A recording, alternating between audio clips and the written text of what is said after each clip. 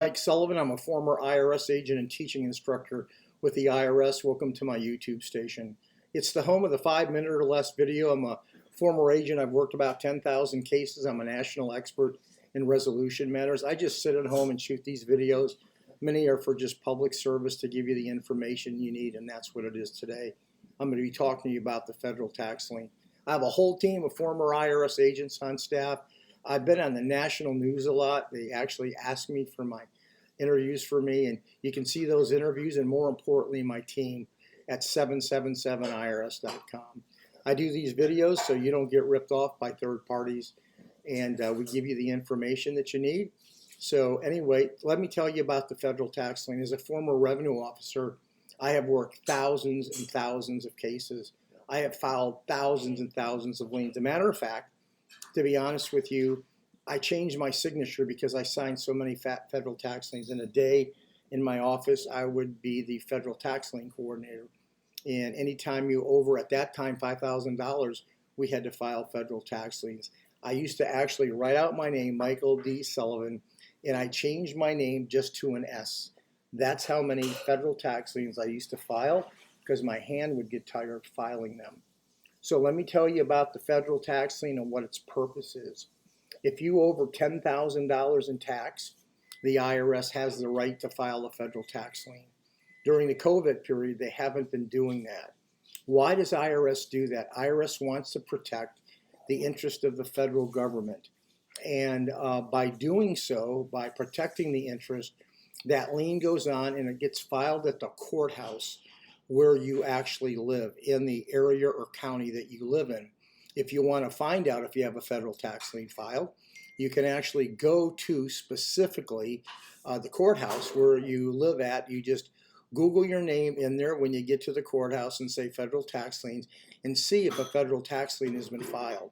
Many people don't know they have a lien because they didn't get mail and they've been moved. So what does the lien actually do? Well, if you cannot pay your tax and you tell IRS you can't pay your tax, and if you don't follow up on all the IRS cycles of letters, IRS will file that federal tax lien to protect the government's interest. That federal tax lien gets attached really to everything that you owe by name. So if you live in an apartment, for instance, the lien will show the address of the apartment, even though you do not own that apartment. The federal tax lien is filed on a name. So anything that you own, technically, that lien goes on. Technically, it goes on a car, but IRS really doesn't follow the cars.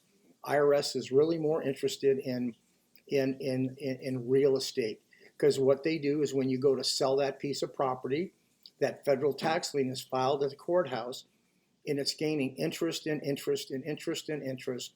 So how do you get rid of that federal tax lien? Well, you can either pay it off.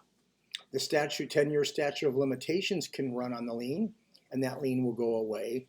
Or if you can get the liability under $25,000 and you make 3 direct deposit payments to IRS, where they can take it out of your bank, IRS will release the federal tax lien.